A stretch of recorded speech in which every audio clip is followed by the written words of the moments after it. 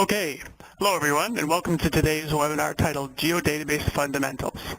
My name is Ian Greensmith, and I'm a higher education analyst working in the Education Research Group out of our Toronto office. For those of you who haven't attended one of our webinars before, I'm recording this session and we'll make the recording and a PDF copy of the slides available to you shortly after the webinar finishes. In this webinar, we will discuss the primary data storage format used in the ArcGIS platform, specifically the Geodatabase, and discuss the benefits of using it in your teaching and research. First, we'll discuss what it is, why you would use them, then take a look at the different types of geodatabases. Then we'll look at how you go about creating one and loading a schema. And we'll discuss some data loading techniques and approaches for working with vector and raster data.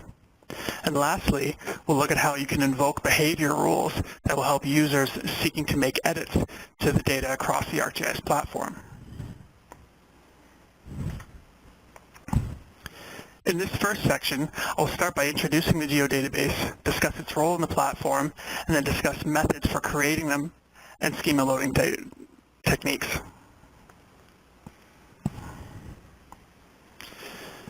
The ArcGIS platform has a number of different components.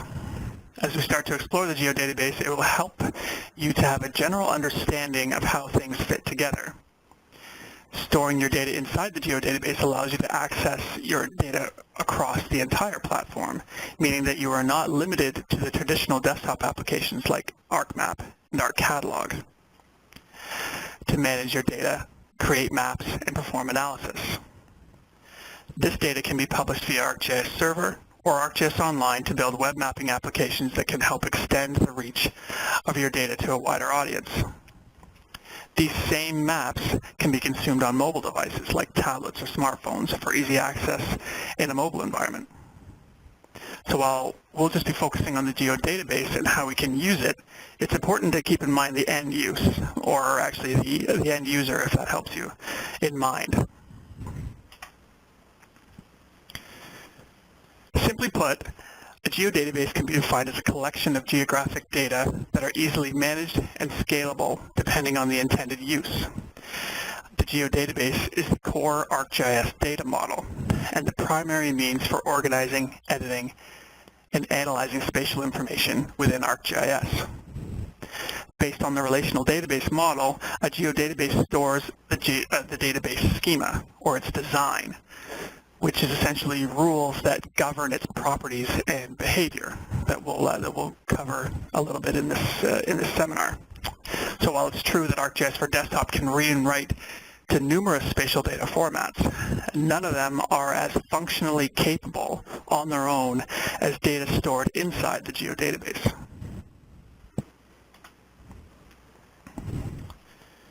To follow up on this notion of functionality, this includes the storing of fundamental data sets, such as tables for non-spatial data, feature classes for vector data, and raster data sets for storing or even referencing imagery and continuous data.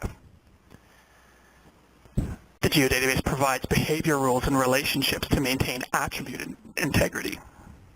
It also contains tools to help maintain the integrity of spatial data by implementing advanced data sets like topology for modeling coincident features, geometric networks for utility modeling, and network data sets for modeling traffic flows.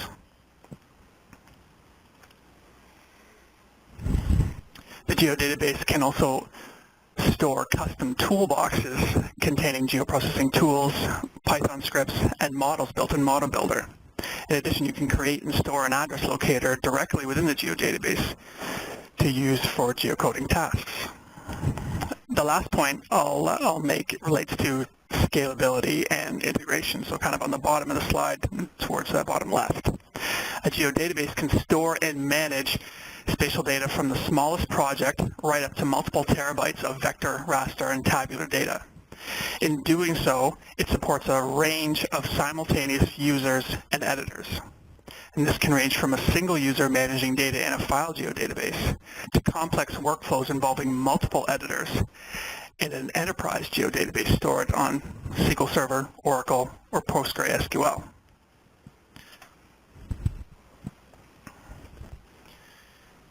Continuing on with this idea of scalability, there are three basic types of geodatabases. The first is personal, which was introduced back at really the inception of ArcGIS for desktop at version 8.0, and this is a Microsoft Access database.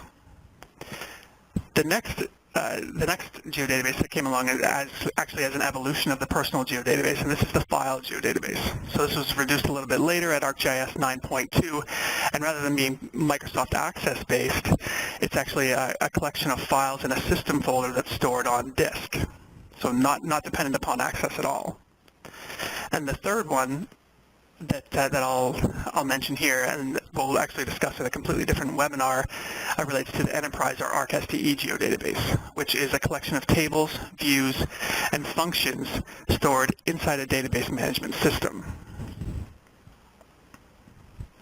Of the types of geodatabases listed on screen, the file and personal geodatabase are most similar in that they are both designed for single user editing.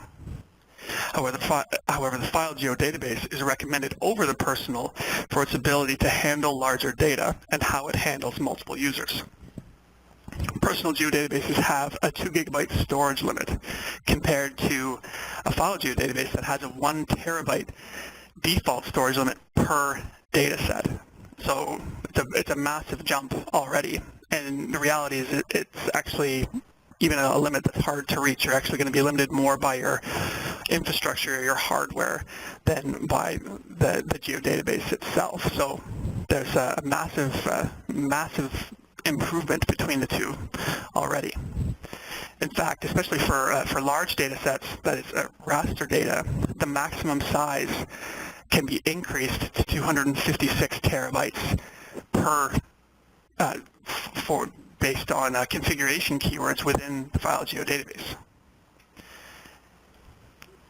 Built on top of this are that it's possible to have more than one editor at the same time editing data within a file geodatabase, provided that that the users are editing different feature data sets, standalone feature classes, or tables within the geodatabase. It basically means you can't be editing the same feature.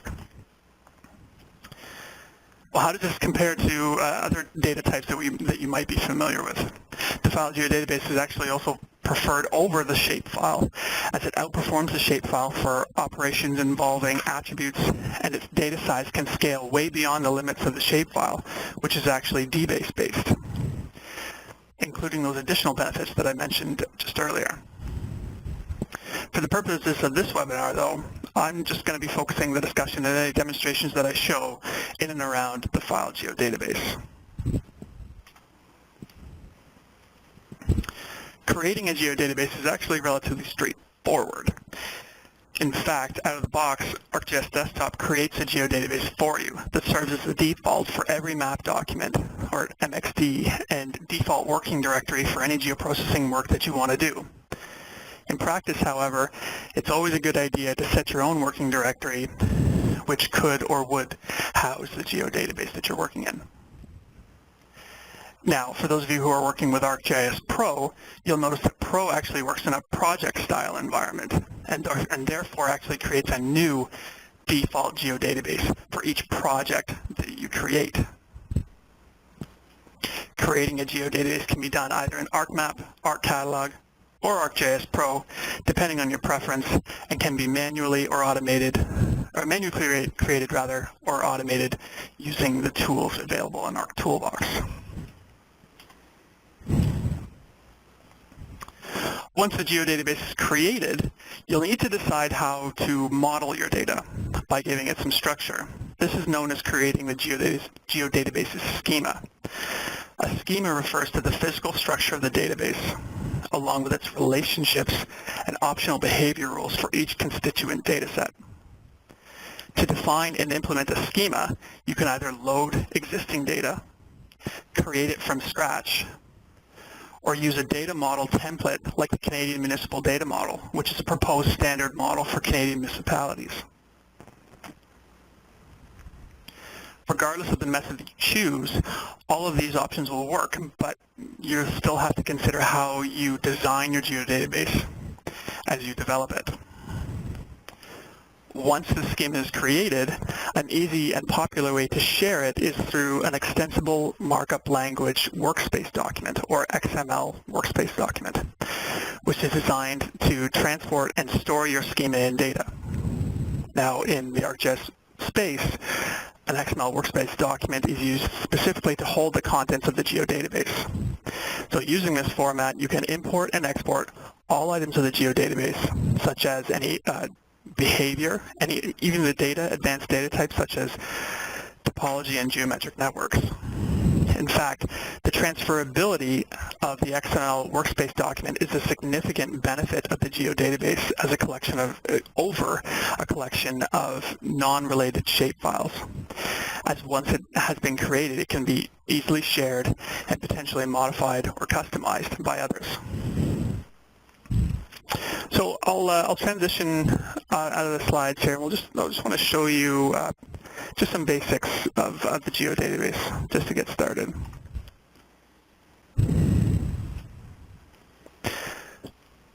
So here we are in ArcMap, and the first thing I want to show you is every time you start ArcMap, you'll basically come to the same home directory that is right here. So tied to your username, here is iGreensmith, that's me, within your documents and under an ArcGIS folder. And you'll have something similar to this. Now, depending if Pro's installed, if you have any Python add-ins that have been added in, this directory might look a little bit different. But what I want to draw your attention to is the default geodatabase.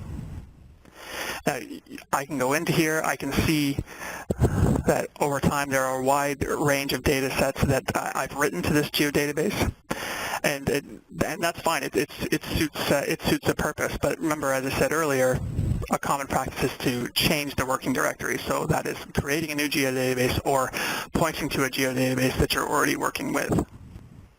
You'll notice here that as the default is set here, as even my default geodatabase, I can go into my workspace environments here under geoprocessing environments.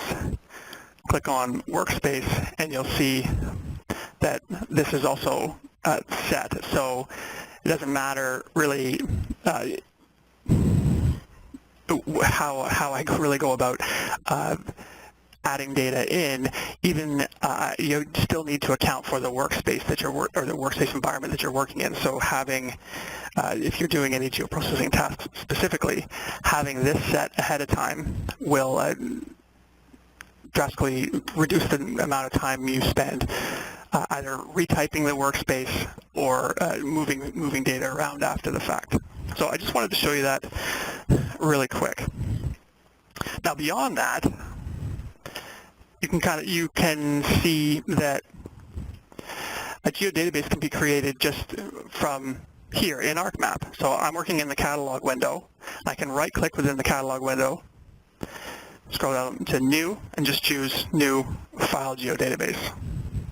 And I can give it a name. In this case, I'll give it the name that relates to something else I want to show you a little bit later on.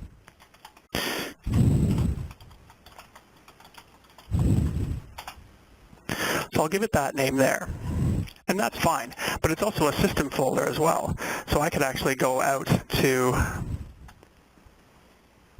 my system folder here, find where it's saved.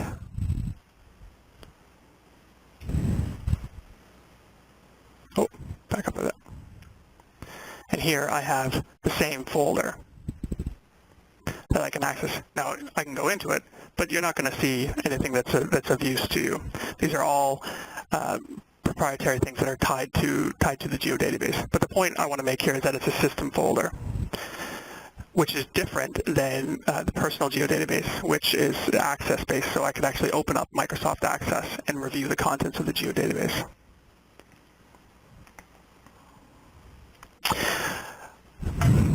Moving on from that, we can actually switch our focus onto the schema itself and giving the geodatabase a bit of structure. So I've got a browser open here. I'm just going to drag this over so you guys can see it. Now this is, I'll share this link with you if you want, but this is actually a homepage for the ArcGIS for Canadian municipalities, where there are a number of apps that have been built based on this Canadian municipal data model here. So I invite you to take a look at that. Just as an example, I just want to show you one quick way that I can actually download the Canadian municipal data model. So I've actually downloaded this ahead of time, and you can actually take elements of it and continue on and actually work with it on your own, modify it, and do whatever you want. The point is that you're taking a pre-existing schema, applying it to your own geodatabase, and doing your work with it. So here I have the Canadian Municipal Data Model, CMDM, in an XML workspace document. Now ahead of time, just to save a little bit of time for the webinar, I imported this into this file Geodatabase. So if I double click on here, you'll see, I'll just expand this a bit for you, you'll see that there are a wide range of feature data sets, tables, relationship classes, spots for rasters as well. If I go into any of these, you'll see that there are, this is where I go from the feature data set level down to the feature class level. So the feature data set would store feature classes as well as relationship classes and advanced data types.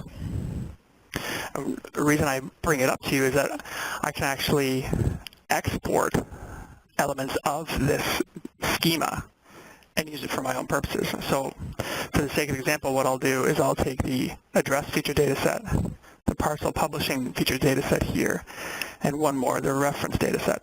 I'm just going to right click and choose export. I'm going to export that to this XML workspace document. Remember, this is the file that we can really use to share content or extract content, or in this case import and export content.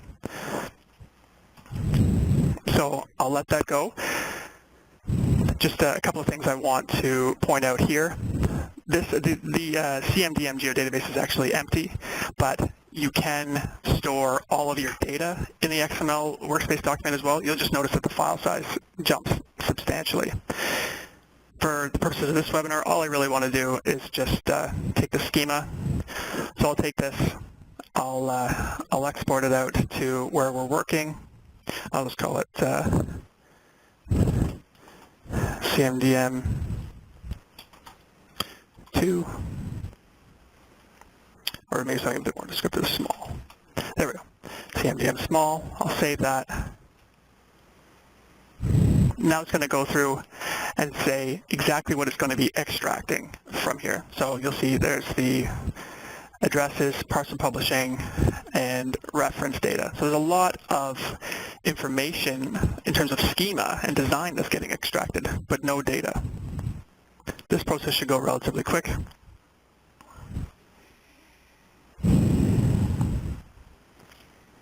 There we go. So come back up here, refresh my page, and I've got my CMDM small here. Now what I want to do is, as I mentioned before, is I want to take this and import it into here. So you can see here that it's empty. I can click into it and choose import, and I'm going to import an XML workspace document. I just want the schema to come in, point to this, and it's going to tell me exactly what it's going to bring in. I'll click finish and let that import.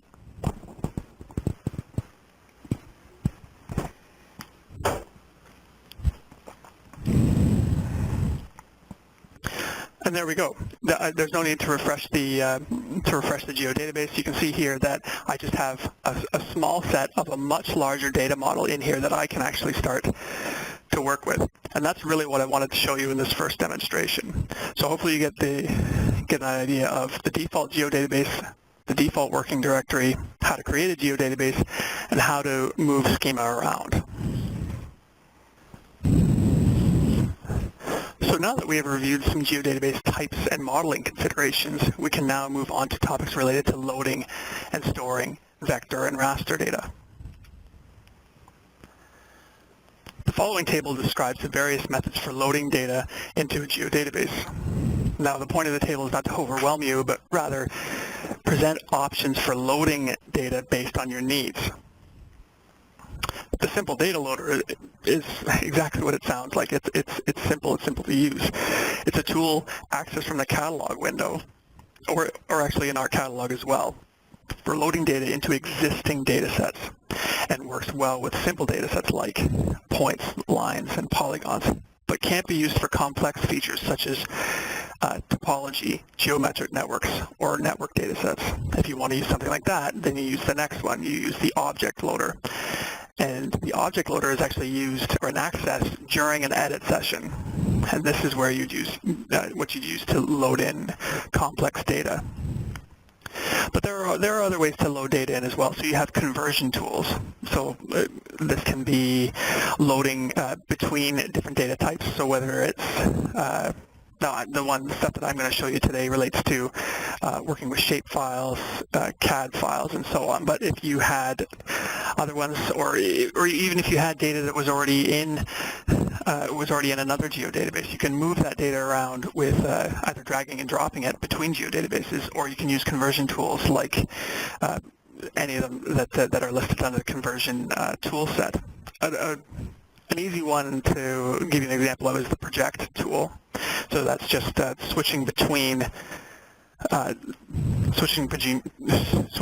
let me just catch my wording here, switching between projections.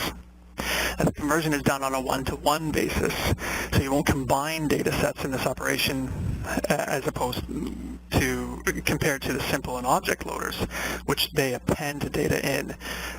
This is so it's going to create a brand new data set each time. The last one I'll say is actually probably the most useful. This is a geoprocessing tool that you may already be familiar with, but it's actually ideal for quickly loading data into an existing feature class within the geodatabase if you know that the schemas between the data sets match. And I say that, but the reality is it doesn't matter if they match either, because you can actually just force the data in as well. On the other side of things, we need to consider raster data.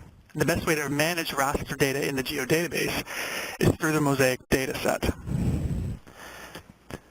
Now, this storage was introduced back at ArcGIS 10.1, and it allows you to manage, display, serve, and distribute raster data. They're created, edited, and managed with the tools in the Mosaic dataset toolset, but there's a lot you can do right from the catalog window as well. One of the key points of the Mosaic dataset model is that it does not load the rasters into the geodatabase. The Mosaic dataset stores references to where the data resides on disk, but allows the geodatabase itself to manage them. There are actually a few benefits to this. First, it reduces duplication of your data. I'm sure those of you who are on the session today and those of you who are going to be listening to this later fully appreciate what it's like to have multiple copies of the exact same data set, or just clipped or smaller versions of the exact same data, or something that follows the same schema. The Mosaic dataset takes care of that. Another one is that it doesn't actually take long to add the imagery to a Mosaic dataset. And the last, it actually allows you to combine data of different types, resolutions, and formats all into one Mosaic dataset. So whether you're working in desktop or ArcGIS Pro, you'll have access to a Mosaic dataset as an image with all the required processing applied on the fly as a catalog of footprints and metadata, making it one seamless dataset. So what I'll do here is I'll actually switch back to ArcMap and just show you some of these data loading techniques. There we go. So now that we've actually have our geodatabase created, now granted I created one for a different example, but what I want to show you is how we can load some data that's been actually downloaded from the City of Kamloops, BC's open data site. I want to show you how we can actually bring that in. So I have an existing geodatabase here. I can double click into that here. I've already got one data set added into it. That's just an urban area. But what I want to show you now is how I can create a couple of different things that are useful and I'll show you how we can easily start bringing in data. So the first one is something that you heard me refer to, but you may not have caught the significance of it. So the first one is a featured data set. I can do that just by, so I'm working here to understand what you're looking at within the catalog window. So you have your directory tree up at the top, and then what's actually in the directory underneath. So I'm working within the Kamloops Geodatabase. I right-click on it, I click New, and because I'm inside the Geodatabase, I can choose, I want to create a new featured data set. Now for this example, I just want to give it a name of Assessment. I can accept a number of the defaults because I know where the data is coming from. I know the projection that they're working in. I know that it's a NAT83 UTM Zone 10, so I have that saved in my favorites so I can easily grab it and keep working. I'm not working with any vertical coordinate system, so I can actually ignore that. And as a best practice, it's a good idea not to change any of the tolerances that the Geodatabase provides you. These are actually quite accurate. So I'll click Finish, and you'll see here in the catalog window that the assessment featured data set's been created. So now what I'll do is I'll actually right-click on the featured data set and choose Import. And what this is going to do is open the simple data loader. It's a bit of a misnomer, really. It's not, you don't see anything called the simple data loader. It's really more of a workflow, I suppose you could look at it that way. But for those of you who aren't overly familiar with geoprocessing tasks, this is a common tool or layout that you would see. So you'd have your input features, your output features, any additional details that get mapped. What I like about how Esri has really built these tools into ArcGIS is that for each text box or each field that you're required to do something, you have tool help that comes here. So it's going to tell you exactly what it's looking for. So for the input feature, it wants to know, okay, well, what actually do you want to add in here?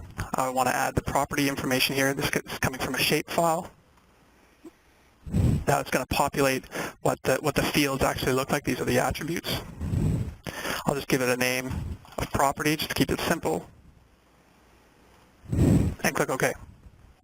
It's a big data set, but it actually goes quite quick, and it adds it into the map as well.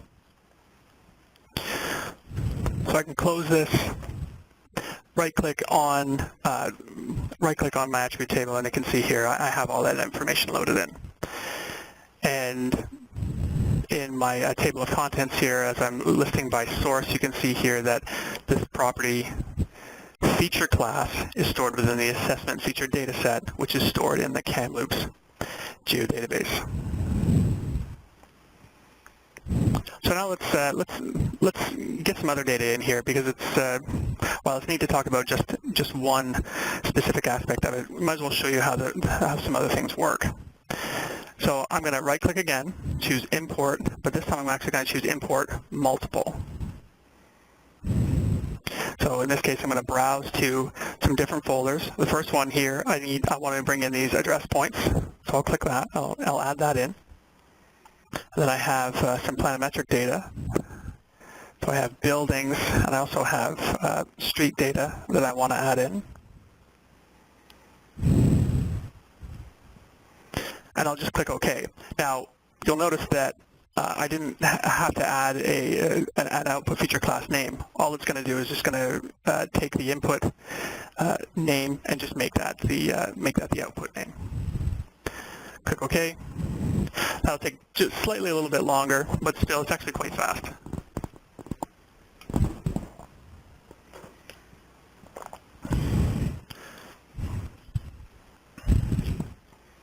And there we go. So this time, unfortunately, I didn't add it to the map, but that's not the end of the world, because I can just come in here, grab all this data. Oh, pardon me, and just add that in. So now I have quite a bit of information that's in here that is that's actually layered appropriately as well. Now that's a simple data loader, and that's all I've done. The next thing I want to do is actually want to simulate, if you will, what would happen if focusing on this, on these address points, for example, if I had an update. Say if I was working in a municipality, for example, or if I was working on a student project and there were multiple students working together, and we're all working in the same area, and at some point we needed to bring all this data together. To do that, what I can do is actually use the append tool. So easiest way to find tools in is within ArcMap or ArcGIS Pro. It's actually to use the search functionality. So I can just type in append, and it's going to give me a couple of options. The one that we're actually specifically interested in is the append data management tool. So I'll click on that. Again, it's going to give me the tool help that I'm interested in, and go from there. But I'm actually getting ahead of myself because I needed to show you the data set that I wanted to bring in. So the data set I actually want to bring in is right here. So just some simple points. We can simulate that this is a new subdivision that's going in.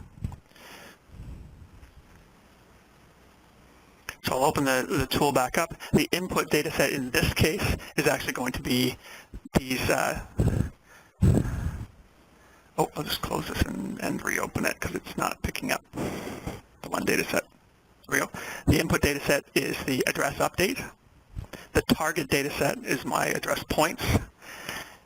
Now, if I minimize this and I actually open the address attribute table and the address point attribute table, you'll see here that these, for the most part, match. Now, one is coming from a shape file, and the other one stored in the Geodatabase. So the address point is now in the Geodatabase, but in the shape file they had the field ID. So they look different, but actually it's just the object ID that's changed.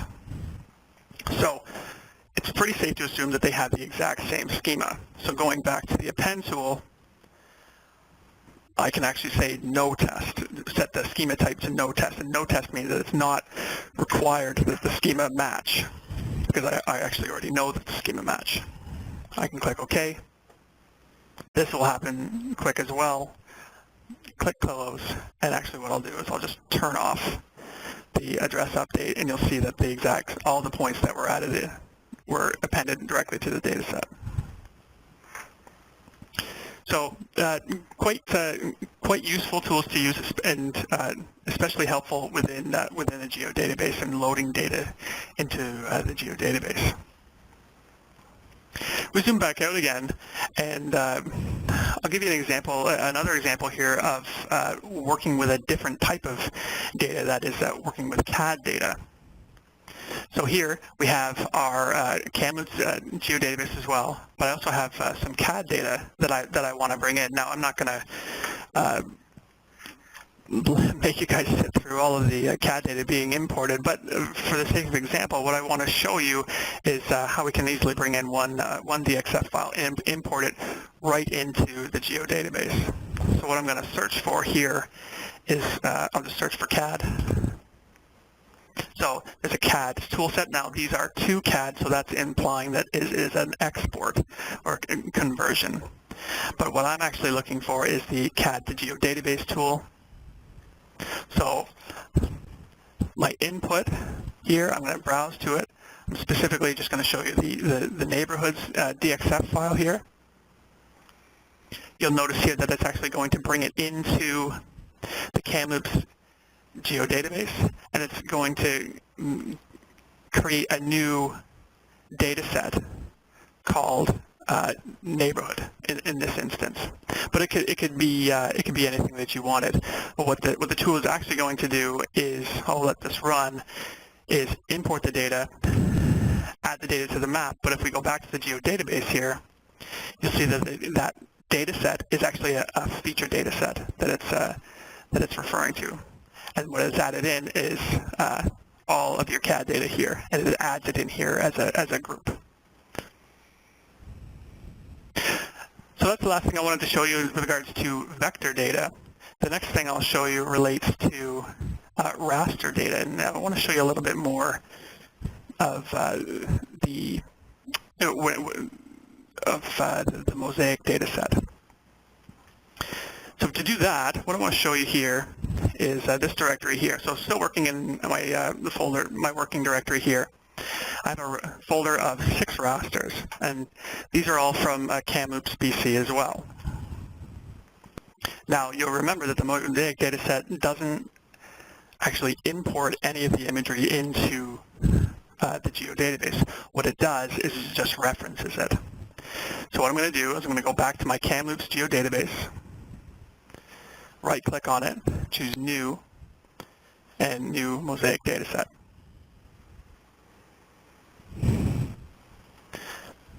I'll give it a name. I'll just call it Imagery. Much like the feature dataset, you want to assign a projection to it. So that's our Zone 10, and I'll just let that run. And you'll see here that it's been created and by default added to the map as well. But there's no data in it. It's really just a reference that it's loaded. So I'll go into my Kamloops Geodatabase, and you'll see that I have my imagery. I'll just expand this a bit. My imagery Mosaic data set right there. That's great. But what about the 6 images that I just showed you? It's as simple as really just right-clicking on the imagery Mosaic dataset and choosing Add Rasters. And then this, what you would do is you would set the type. So in this case, it's a raster dataset, but we all know that ArcGIS can work with a number of different formats. I have all of the data actually stored in a workspace, so that's my vector workspace. I'll browse to that here, select it, and then I'll just click OK. I'll let that finish, and the next thing I just want to show you is if I actually hit the full extent here, I now have 6 images and 6 footprints added to the map. I have my entire boundary that delineates the full extent of the Mosaic dataset, and then I have footprints beyond that. Now these can be clipped beyond. You can do further analysis. You can stretch and skew and modify this beyond it, but for the time that we have today, the goal was to really just show you the Mosaic dataset as an interesting tool and a huge benefit of working within the file geodatabase. So with that, I'll just get out of this map document here, and let's get back to the slides. A GIS is actually only as good as the data it stores. In this last section, we'll discuss the concept of behavior and how different rules can be implemented to enforce both spatial and attribute integrity of features stored in the geodatabase. Data integrity is a crucial element in the evaluation of a geodatabase's trustworthiness. Functionality built into the geodatabase, such as attribute domains and featured subtypes, help ensure attribution standards are enforced, while leveraging advanced data types will handle complex relationships between features of participating feature classes.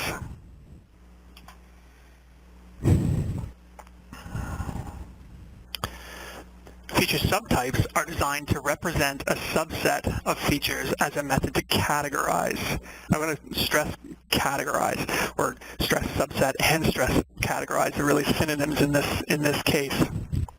So categorize features within a feature class or values in a table that have the same characteristics. These subtypes are implemented by assigning coded values associated with either a short or long integer field type, where the assigned subtype value represents a group or category of features from a specific feature class. In the example that you can see on the slide, all of the secondary streets would exhibit one behavior, and all of the highways would exhibit a different behavior because they've been assigned different subtype values. And one more thing to mention here, and it actually goes for the majority of actually the things that I've shown you here today, that it's possible that you can automate the adding, removing, and controlling of subtypes directly from Arc Toolbox, or if you're savvy with Model Builder or Python scripting, you can do that. You can do that as well. Another behavior rule that can be used to manage attribute data are attribute domains.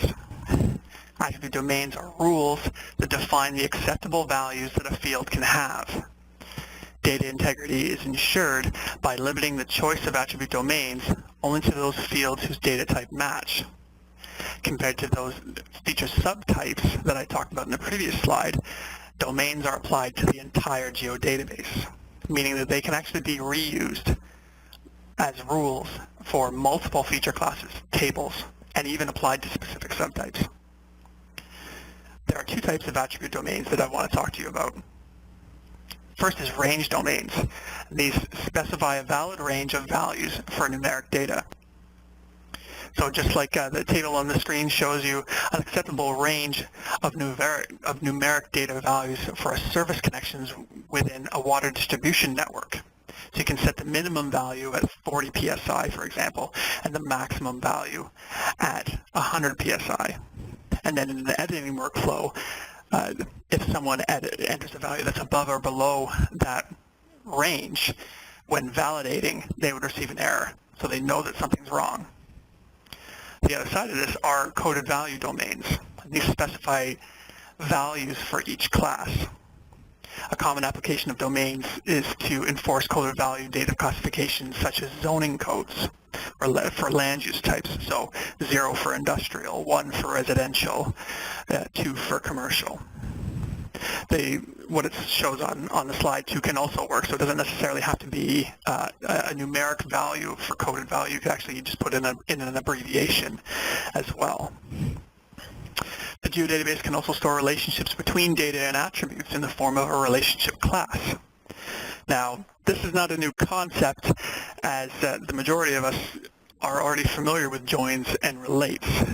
However, compared to a one-to-one join or a one-to-many relate that we typically do to enrich our data within ArcMap, a relationship class can be created within a geodatabase that serves as a permanent link. And I'll stress permanent, and you'll see where I'm going in a second, to manage associations between contents of one feature class or table, that is the origin, and another. So its destination feature class or table that's within the same geodatabase. Relationship classes help ensure referential integrity between related content. And this means that a value in the foreign key field must reference a valid existing and equivalent primary key in the related table, compared to temporary joins and relates that only persist within one map document. Relationship classes are stored in the geodatabase. So this is the permanence that I was getting at. Now, depending on the intended use, there are actually two types of relationship classes. In a simple relationship, related objects can exist independently of each other. For example, in a parcel feature class, like the one I was using for Kamloops, you can have parcels that have one or more buildings contained on them.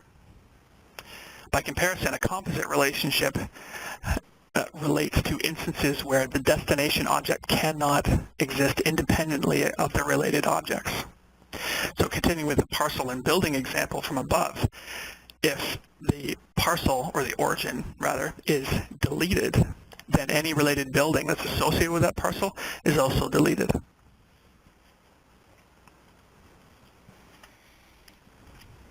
One last slide here, and then we'll jump into our last demonstration.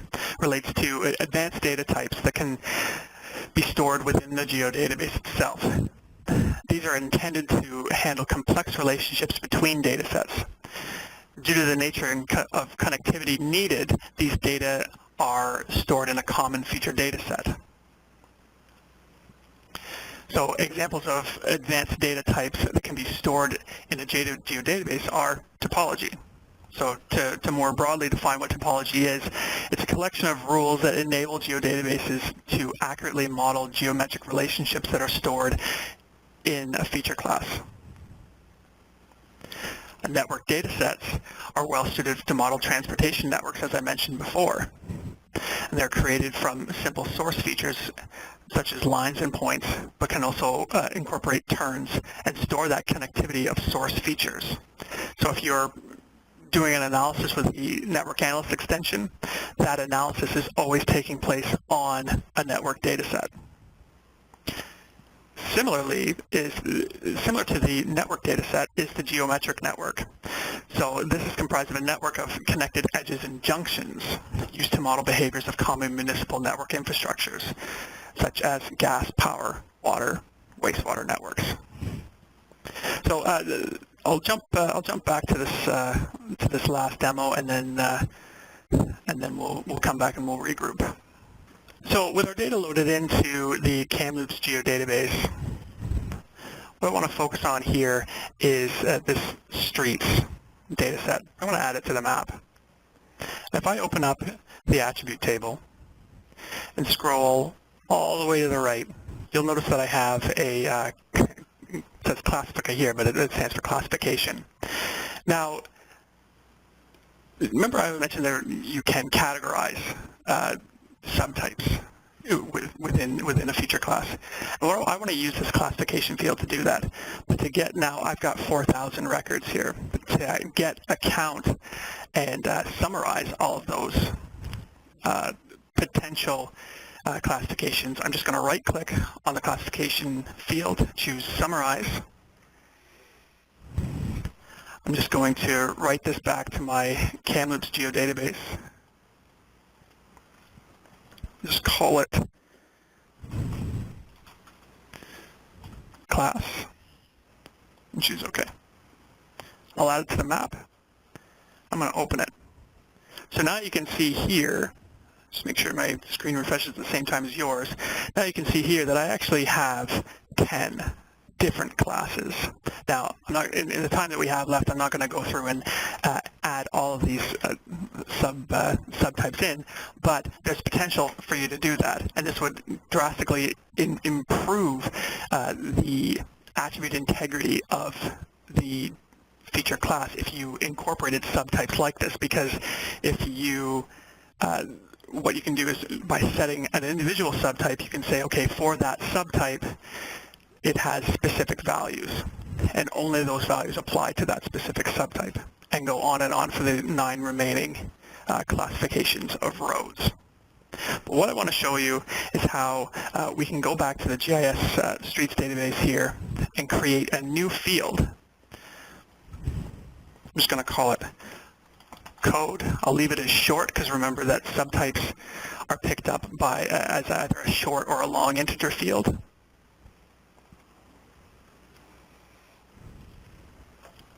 So I've got that created.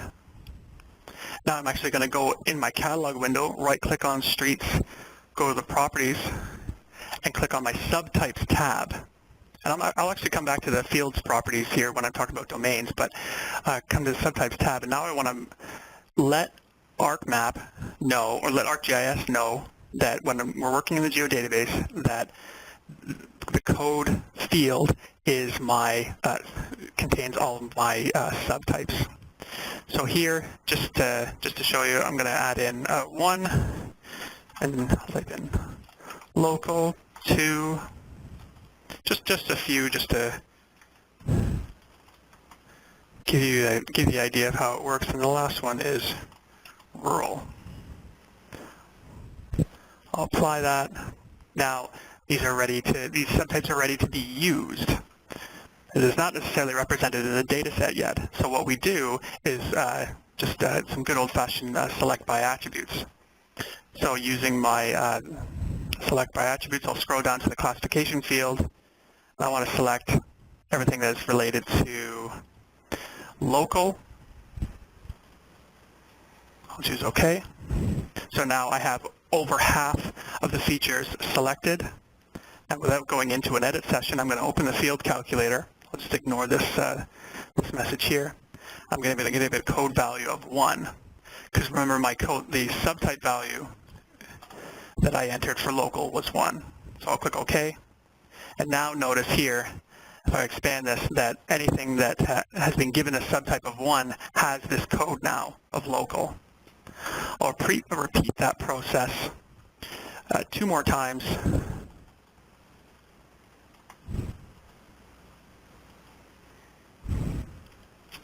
major arterial, so just over 500. And I can just do this just by showing the selected features. Right click,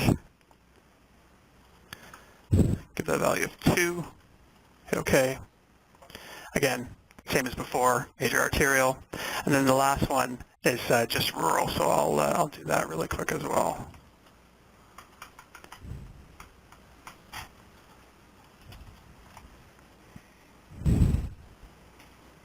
So here I've got 10 features. Calculate that to be 3. And there we go.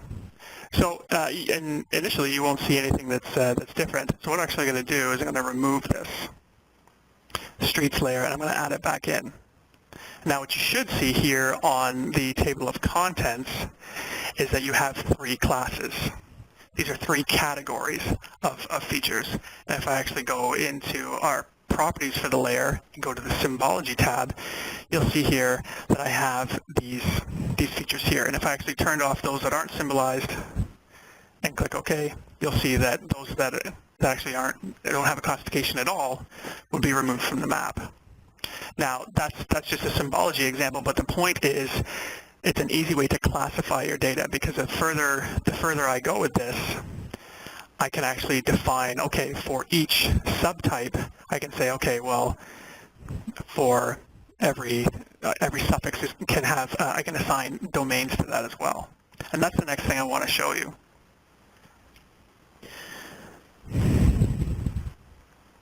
So I'll just turn this off, and what I want to show you is actually relates to the property feature class that we were working with before. And if we open up the attribute table of this and scroll all the way over, here you'll notice an owner field.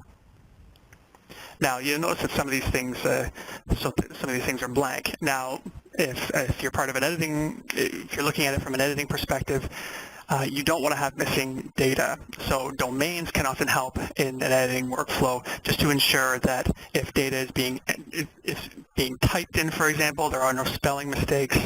It's a consistent look and feel.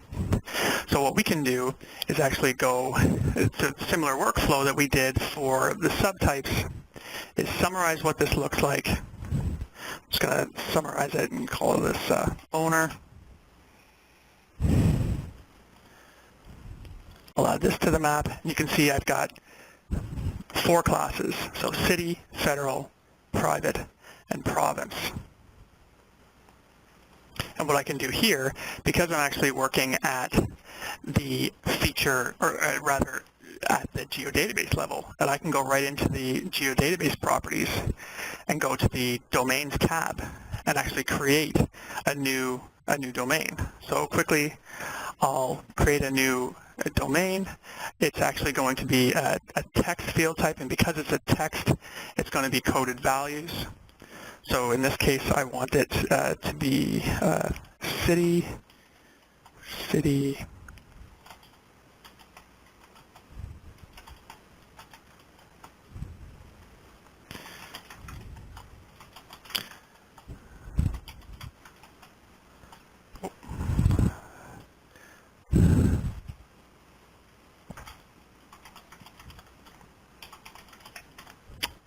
and that's how you create the domain. So just like the subtype initially, when you set it up, you're making it available within the geodatabase to be consumed, but it hasn't been applied to anything. Where that comes is actually back at the feature class level. So I'll open the feature class for properties for the property data set and go back to the Fields tab and just scroll down to my owners field here, and notice that I have additional field properties that pop up. And I have a domain field here. If I click that, I can choose the owner domain and now apply that. So if I go back and open up my attribute table and start an edit session and scroll over here and just click on one of these empty cells here, you'll see here that I have a pop-up. And these are the acceptable values that can be used for for domains, for the specific field rather, and it's all powered by a domain. So stop that edit.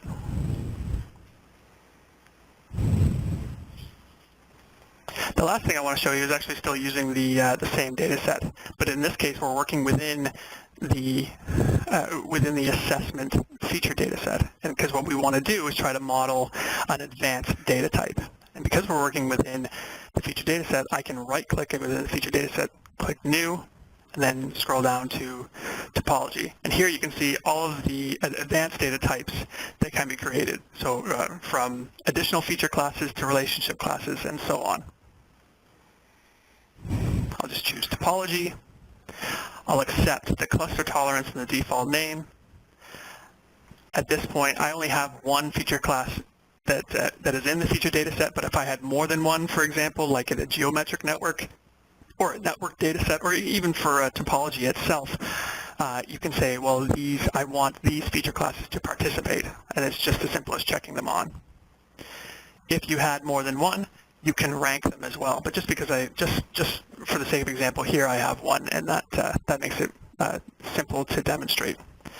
So click Next. Now, you'll recall that topology is a collection of rules that accurately model the geometric relationships. So the geometric relationships are here under this Add Rule section.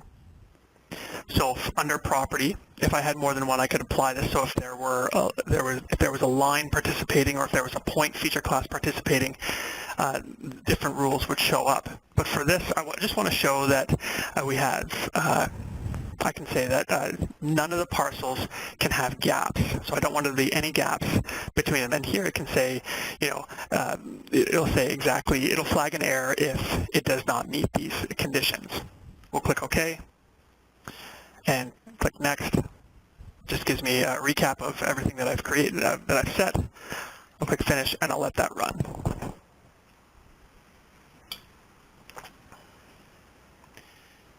When asked if you want to validate it, that's entirely up to you. Just for the sake of this, I'm just going to validate it on the site. This might take a little bit longer, but still, we're not working with that many parcels. The city of Kamloops is not too big compared to some of the large municipalities across the country, so it shouldn't take too long. Once that's done, we're going to add it to the map, and we're actually going to see the errors that have been highlighted. So again, this is looking across the spatial integrity and interconnectedness of all of the features and vertices, and determining if there are any gaps between any of the parcels that exist in the data set.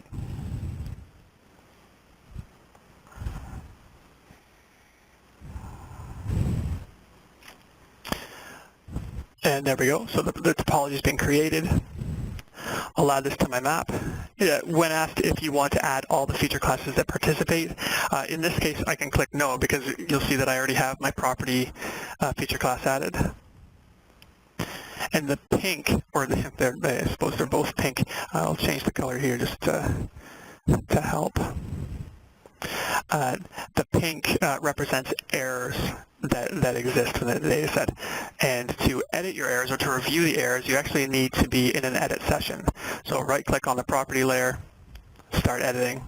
And you'll notice here that I have two toolbars open. One is my editor toolbar, and the other one is the topology toolbar. So if you're not familiar with working with topology, this is actually the toolbar that is going to allow you to do all the work.